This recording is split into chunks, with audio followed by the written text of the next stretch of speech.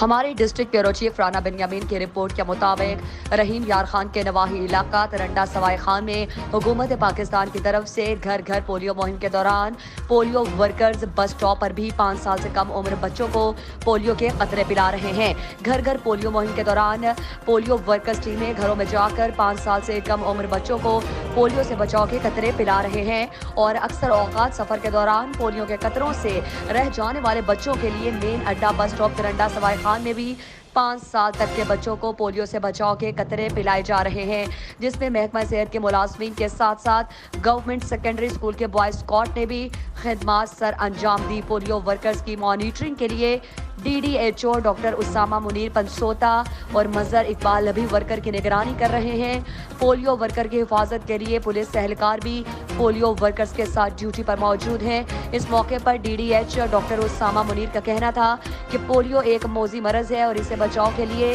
5 سال تک کے بچوں کے لیے پولیو کے 2 قطرے ہر بچہ ہر بار مہم کو کامیاب بنائے۔ والدین اپنے بچوں کو پولیو کے قطرے لازمی پلائیں اور پھول جیسے بچوں کو عمر بھر کی معذوری سے محفوظ رکھیں۔